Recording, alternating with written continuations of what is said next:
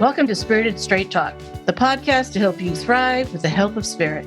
I'm Deb Shepard, psychic medium, spiritual teacher, and author. Each week, I bring new insights to help you heal from loss, connect with spirit, and turn setbacks into triumphs. So let's get started. Do you believe that having joy isn't a need? What if you are grieving and feel that having joy isn't part of that healing process? Or better, what happens when, and I've had this happen, where I should be grieving a certain way, and instead I'm having joy, or people think, and I'm being judged for having joy. Have you had that happen? Me? Personally? I've seen it. I've seen judgment around joy. Yeah, a lot. And there's a lot of guilt around, unfortunately, regarding joys. People are suffering. There's horrible things happening. So why should I have joy? And you're really good about that because I think you've been through and seen so much. But I remember judging people when I was younger regarding having joy after traumatic stuff or losses and stuff. I remember going, how could they feel nothing joy right now? Yeah, we think they're not feeling anything. And it's interesting because people feel like if they don't have that sadness, that people are going to say, well, aren't you sad about what happened? So I tell the story all the time, and I know you've heard this story. When I teach your soul's contracts, your purpose, why you're here, and this happened several years ago, and a husband and wife came to me to want to know their soul's contracts.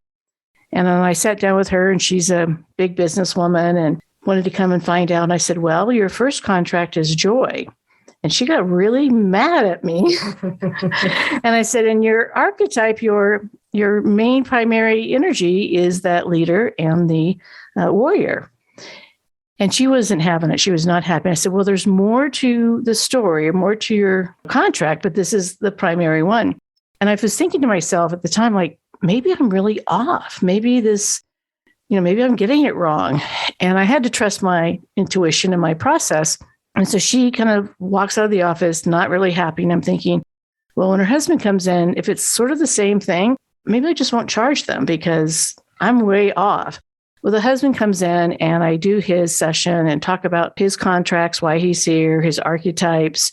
And he was so delighted and happy. And I'm like, okay, then this may be that she just doesn't want to hear this, right? Mm-hmm. But I would love to have the contract of joy. I mean, that would be great, but there's more to the story, right? I was going to say, I don't know. Do you want the contract of joy? Well, this is what happened. A year later, she thought she was having a heart attack and ended up in the ER. And she's laying there on the gurney. She tells me the story that she's looking up at the lights and thinking, I'm going to have a heart attack right here. And her husband kindly leans over and says, do you feel the joy yet? She came back and did some mentoring with me, but she said to me, my contract was joy, but only thing I could think of was working hard, getting the next promotion, doing more. How far could I go? She goes, I wasn't enjoying anything. I'm surprised she didn't slap her husband, but the fact that he leaned over and said that, because he knew that her whole life was about working hard, driven, that warrior and all that. Ambition. So she actually quit her job and changed things around. And she says, yes, I need to find more joy in my life. So if you want the contract of joy, that's great. Seems like it's double-edged. Yeah, it is. You have this really hard time in your life and you're thinking, this is what you're here to learn. And we think, oh, joy is really easy, but for some people, it's really difficult to bring in the joy. And I really feel like joy is such an important fact. Assume it's really difficult. Yeah. So people say, well, I want that to be my contract. It's like, well, do you really? Yeah, do you really? Because you may have to almost have the heart attack to figure that out. But it's really important to understand that it's okay during grief, when there's changes, when things are difficult, to have joy. And I think people forget that is one of the emotions. And it does help shift your energy when you bring in joy and laughter and good, fun things into your life. And joy can be anything. It can be, watching babies laugh, watching animals, watching funny stories, other people making mistakes and laughing at them. No, that brings me joy. Watching somebody slip on ice. Yeah, that's not really nice. But with that said, I have a cousin and an aunt, though, who cannot control themselves when they see something funny, like somebody slipping or arms and legs flailing. To me, it's horrifying. To them, they think it's hysterical, even though somebody may be hurt. We all find joy in different ways. It's like a reflex. I'm like, why are you laughing? Then we judge them. Yeah. So I think part of the idea with this is, what is your belief system around joy and having fun? Mm-hmm. And for a lot of people, they have this to-do list. And if things don't get done, then they don't feel like they can have joy and fun. Right. And so that's part of it too, is realizing that you'll always have that list to do. There's always things that are needing to be done. But taking time out of your daily life to create joy and have fun is so important for your energy. What I tell people a lot of times regarding this, if you want to connect with your guides or your loved ones, the last thing you need is shame and guilt to have that connection. And that's going to sever the connection with them. The more joy and happiness you bring is going to allow your vibration to raise so that you can actually connect better with them. And your loved ones don't want you to be sad. They don't want you to feel guilt. Just as if you cross over, what do you want your loved ones to think? You want them to have a great life. Bring in humor. Remember the great times. If you feel guilt around someone's passing, like, I should have done more, I should have said goodbye, all those stories we tell ourselves, that's going to lower your vibration and not allow you to feel and see the signs from your loved ones. And so joy is definitely part of that healing process. They want you to say, remember those good times, remember the bad times. Like you said, have some laughter when someone falls. Oh. Maybe not that one exactly. But grief goes on so many different levels. So an ending of a marriage, even retirement, your children leaving the home, any kind of changes is considered grief because your normal is now changed. Mm-hmm. But having one of the tools is joy, to find that cup half full. What can you get from this change? What can you learn from that? And you and I try to have a lot of fun when we can. I mean, laughter is a big deal for us. And so, especially if we're not feeling up to par, if we're not feeling, then it's always the go-to movies. Yeah. Like, what do we watch now? Or the comedy or something. Absolutely. And of course, I do a lot of dad jokes, which really brings you a lot of joy. I know that. So that's not the case with that, I guess. I'm going to run to the store. Well, why don't you take the car? Yeah, don't run. Dad jokes. What you want to do too is, when people may think that you're having humor or you're finding joy and they're judging you, let them know maybe why you're doing that, because they may not understand. And it will allow other people to say, I can have joy too when I'm grieving. I don't have to always be in this sorrow, in this terrible place of thinking that I have to always be sad and depressed and not happy about things. The situation of bringing in happiness and joy into the grief process actually allows your body to expand and release that tension, helps you sleep, get more clarity, find some focus and a purpose, and reconnect with the world, basically.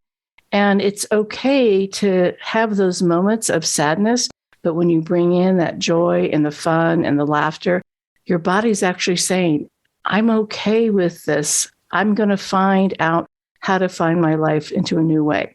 Because when we feel devastated for the ending of something, we feel like our life is over. We feel like, how do I move ahead? Well, the way you get your answers is shifting that energy and having the belief system that it's absolutely 100% okay to bring in those energies into your life. So having joy is powerful. We both have our things that we bring joy. You love the plants. You love the cooking. Yeah. And she's actually has a little addiction issue with the plants, but just Really? kidding. Addiction. No, she doesn't. We love it because it's all around our home. It brings in that life. It brings us joy. Surrounded by flowers is wonderful. Joy. Yeah. So whatever it is, and if you feel like, well, I really can't spend money to go find some joy, there are so many things you can do by creating that atmosphere. And bottom line is, it's watching a movie. Go into a Hallmark and pull out the cards that are funny. Do you ever see someone standing there like laughing and crying over the funny cards? Yeah. So it doesn't have to be something big. It can be something very simplistic. And that's what we want to talk about. So I have some ideas, like 10 ideas of how to shift that energy so you can say, and allow yourself. That's really it. Giving yourself permission to say, guess what? It's okay for me to do this. And I don't need someone else's approval to be able to do these things. So how do you change the energy? One, how long do you want to carry the shame and guilt? So this is not about so much changing or bringing in joy, but it's also, why are you carrying that around? So it's realizing. Yeah. Like, is this really bringing a value to you? Does that help other situations? Does this help you change if you're constantly beating yourself up, that negative talk? And then you also feel like, I don't deserve because A, B, and C. Stop that story. Give yourself permission to say, we all make mistakes. We're here to learn. And that's bottom line. Two, what benefits are you receiving from feeling this way? So that shame and guilt, why are you telling the story? It's basically, we tell the story because we're the victim, or we want people to understand, or we feel like, oh, my life is stuck because of this story. So you want to think about, when you feel this way, like the shame and guilt, why are you holding on to that so long? What's the value of it? And I know that doesn't sound like bringing joy in, but it's stopping that process of paying attention and going, why do I keep pulling this into my life? Of course, we teach the law of attraction. If you could keep putting that out there, what's going to happen? It's going to come right back, right? So by shifting that, you're going to allow the energy, the space for that joy to come in, to find that laughter, to look at opportunities. I guess, like with your relatives, people falling down. Oh my gosh. I know. I used to get so mad at them. So if they listen to this, we're not putting their names out there. So, and that was number 3. You're giving power to the story versus your healing process and what to do to make these changes. If we keep going to shame and guilt, we keep telling the story, we're reliving that episode versus finding the lessons from it. How do we change? How do we decide to move forward in our life? Are we letting that hold us back because of that story? And when you see people 10 years later and they're telling you the same story, you're thinking, they're still there. They're still there. Are you kidding me? It's like, have they not learned anything? No, it's like wearing clothes from the 70s that haven't been reinvented, right? Like, you're still there. You're still, like, you take the photo and you're like, wow, you never left the 70s, right? Right. A lot of people have gone to the relative's house, the house that stays the same over centuries. They have the plastic over the furniture, whatever. It's like, it's preserved. It's preserved. Don't preserve that energy. Don't keep it so special and sacred that there's no shift in your life. Because how long do you want to live in that? Right. That's really the question. 4, is there a better way than carrying these feelings of sadness? Yeah, it's stop telling the story. One of the things I had people do is record their story and then listen to it several times a day. You will get sick of it because that's what the universe is hearing. So to record your story and listen to it so you can know what you're sending out to the universe. And what other people are hearing. And it's one of the most difficult exercises I have students do, but they say it changes everything within moments. They just I can't listen to it. I want to tell my story differently. And number 5, what outcome do you want to have is doing the same thing, giving you the best results. So if you're wanting the situation to change, if you're wanting the guilt and shame, if you're wanting the warrior, the heaviness, the negativity to continue, it really is about shifting it. Does this story still serve you? And these are all sort of similar, but it's also reminding ourselves, why do we want to keep staying right there? What's the value that you're bringing? So, and you might even have this written down, but the suggestion that you always give to write your story down and then release it. Actually, that's not written down. So good. Release it. So now we have to do a ceremony around it. Flush it down the toilet. Bury it, burn it. Whatever you need to do. So that you can release that. And do it as many times as you need to. We had a podcast on cord cutting. That's very similar. So if you're feeling all this guilt and shame about something, maybe the cord cutting can also benefit from telling that story. Yeah. I guess what it is that we want people to say, yes, you did the right thing, or yes, you're okay. And so we tell those stories to get approval when it's actually just reliving over. It's like Groundhog Day. Quit living that same story. Number 6, are you managing your experiences based on what others may think? And that's the big judgment thing. So people may feel, I'm moving on from this. I'm no longer going to hold on to this relationship, the job, the ending of, someone passing. And people think sometimes that you should grieve longer or grieve shorter. Okay. Some people say, well, it's been 3 years. Shouldn't you be over it? So they're just judging you. They're just judging you. Or you move on and go, wow, she's already found a life again. And they're like, wow, that happened fast. That was quick. People have a perception without knowing your experience, what you go through, and everyone's going to have a different experience. And when we talk about grief, especially, there is no right or wrong how you grieve. But bottom line, if you're not also shifting that energy and bringing in a change, you're never really going to heal from that situation, and you'll stay stuck.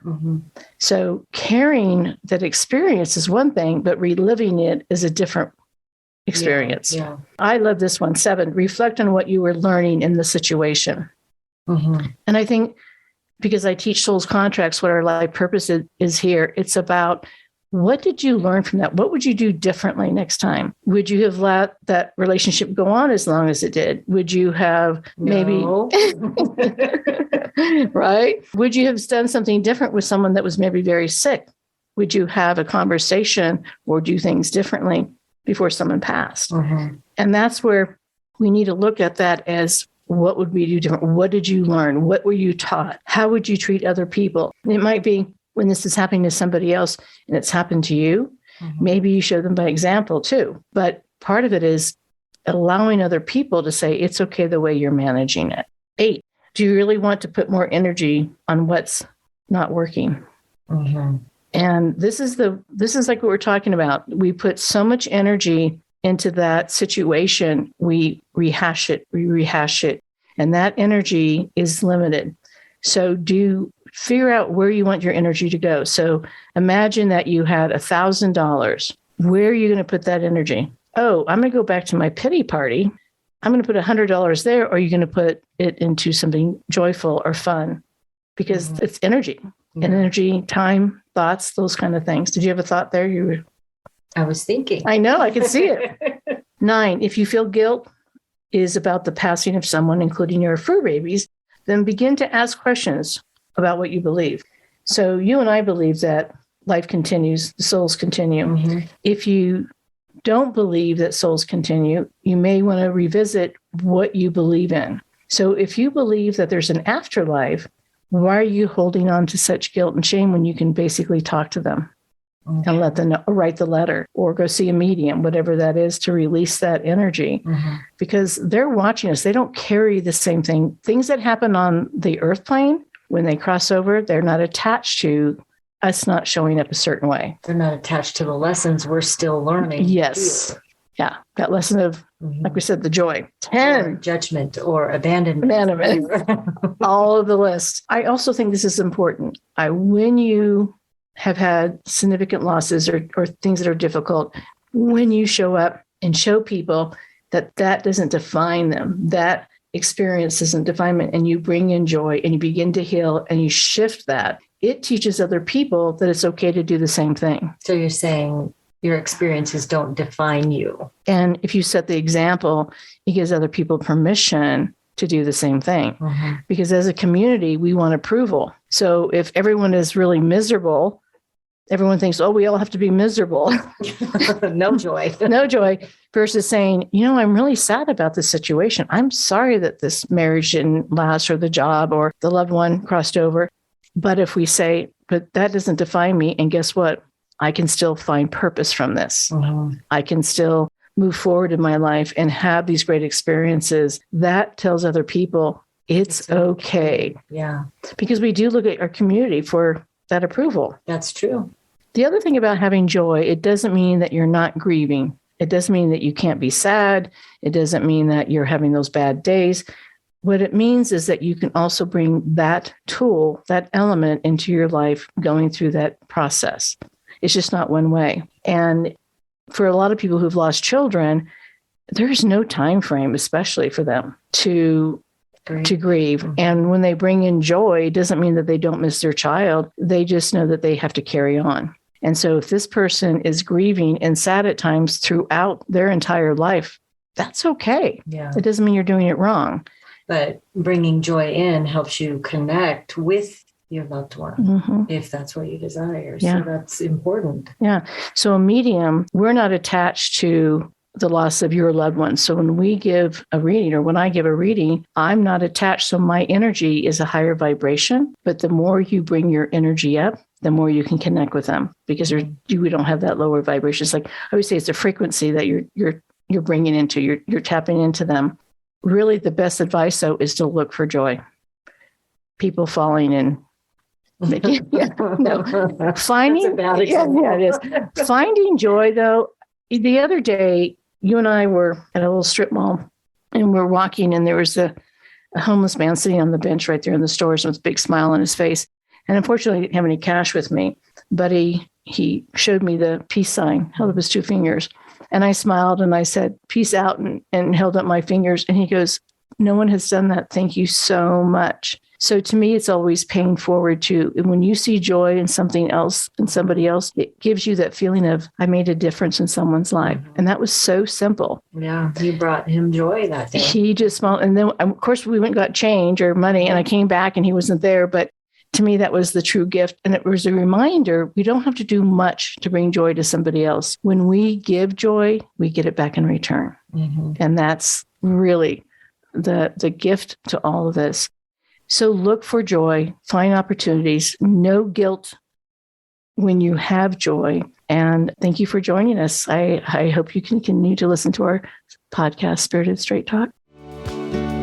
Thank you for listening to today's episode. I hope it inspired you. If you enjoyed our conversation, make sure you subscribe so that you get notified of new episodes. And let's get connected. Visit debshepard.com for more insights, support, workshops, and a book a session with me. And finally, always remember, your loved ones in spirit are just a thought away. Even though they're on the other side, they're always by your side.